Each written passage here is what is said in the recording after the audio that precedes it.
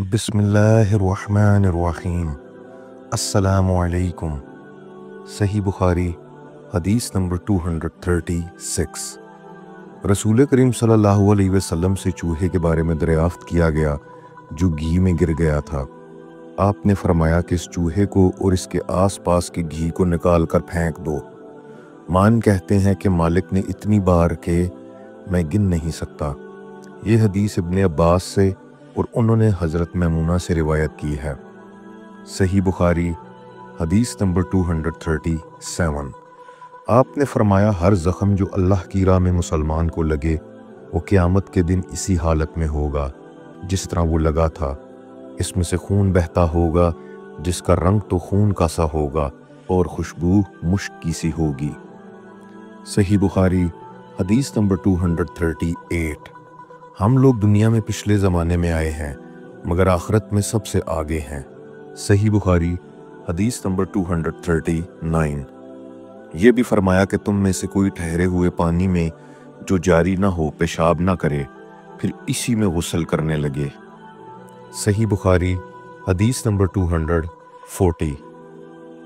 एक दफ़ा रसूल करीम सल्लल्लाहु अलैहि वसल्लम काबा शरीफ में सजदा में थे। एक दूसरी सनद से हमसे अहमद बिन उस्मान ने बयान किया, कहा हमसे शरी बिन मुसलमा ने, कहा हमसे इब्राहीम बिन यूसुफ ने अपने बाप के वास्ते से बयान किया। वो अबू इसहाक से रिवायत करते हैं। इनसे उमरू बिन मैमून ने बयान किया कि अब्दुल्ला बिन मसूद ने इनसे हदीस बयान की कि एक दफ़ा रसूल करीम सल्लल्लाहु अलैहि वसल्लम काबा के नज़दीक नमाज पढ़ रहे थे और अबू जहल और उसके साथी भी वहीं बैठे हुए थे।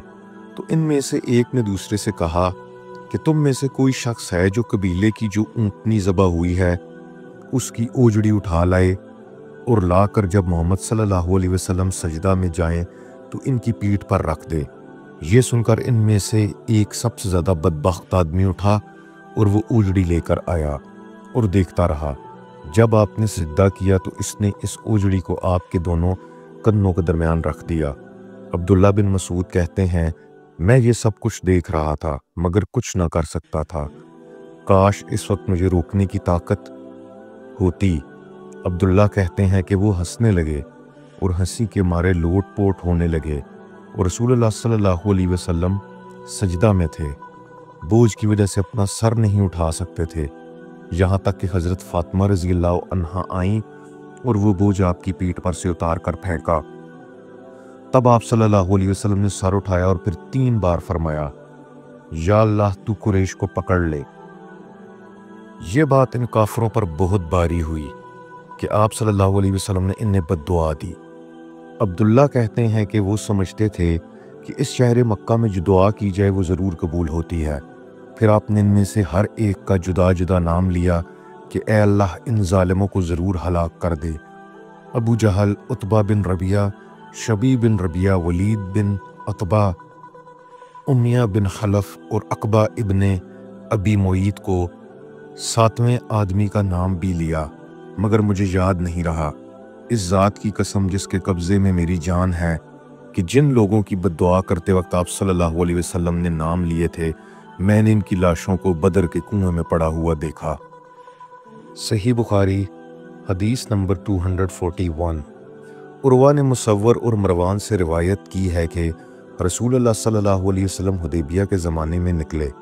इस सिलसिला में उन्होंने पूरी हदीस जिक्र की और फिर कहा नबी सल्लल्लाहु अलैहि वसल्लम ने जितनी मर्तबा भी थूका वो लोगों की हथेली पर पड़ा।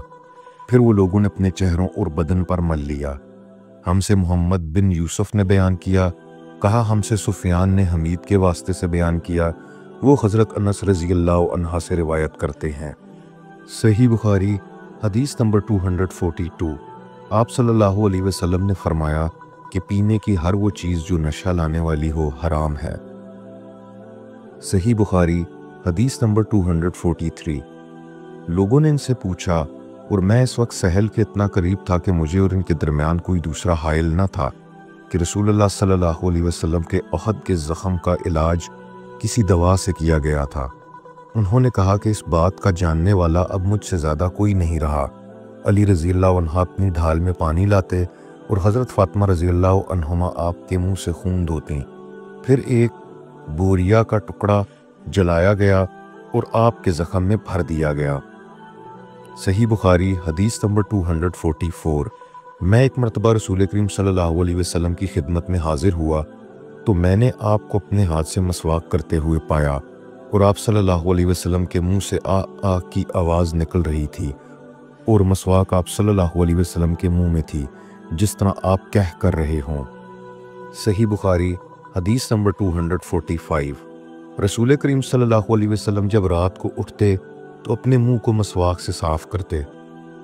صحیح بخاری حدیث نمبر 246۔ رسول کریم صلی اللہ علیہ وسلم نے فرمایا کہ میں نے دیکھا کہ خواب میں مسواک کر رہا ہوں تو میرے پاس دو آدمی آئے، ایک ان میں سے دوسرے سے بڑا تھا تو میں نے چھوٹے کو مسواک دے دی، پھر مجھ سے کہا گیا کہ بڑے کو دو، تب میں نے ان میں سے بڑے کو دی۔ ابو عبداللہ بخاری کہتے ہیں کہ اس حدیث کو نعیم نے ابن المبارک سے، وہ سامہ سے، وہ نافع سے، انہوں نے ابن عمر رضی اللہ عنہما سے مختصر طور پر روایت کیا ہے۔ صحیح بخاری حدیث نمبر 247۔ رسول کریم صلی اللہ علیہ وسلم نے فرمایا کہ جب تم اپنے بستر پر لیٹنے آؤ تو اس طرح وضو کرو جس طرح نماز کے لیے کرتے ہو، پھر داہنی کروٹ پر لیٹ کر یوں کہو، اے اللہ میں نے اپنا چہرہ تیری طرف جھکا دیا، اپنا معاملہ تیرے ہی سپرد کر دیا، میں نے تیرے ثواب کی توقع اور تیرے عذاب کے ڈر سے تجھے ہی پشت پناہ بنا لیا، تیرے سوا کہیں پناہ اور نجات کی جگہ نہیں۔ اے اللہ جو کتاب تو نے نازل کی میں اس پر ایمان لایا، جو نبی تو نے بھیجا میں اس پر ایمان لایا، تو اگر اس حالت میں اس رات مر گیا تو فطرت پر مرے گا، اور اس دعا کی سب باتوں کے اخیر میں پڑھ۔ حضرت براہ کہتے ہیں کہ میں نے رسول اللہ صلی اللہ علیہ وسلم کے سامنے اس دعا کو دوبارہ پڑھا۔ جب میں آمنتو بکتابک الذی انزلتا پر پہنچا تو میں نے ورسولکا کا لفظ کہہ دیا۔ آپ نے فرمایا نہیں، یوں کہو ونبیک الذی ارسلت۔ صدق اللہ العظیم۔ اللہ حافظ۔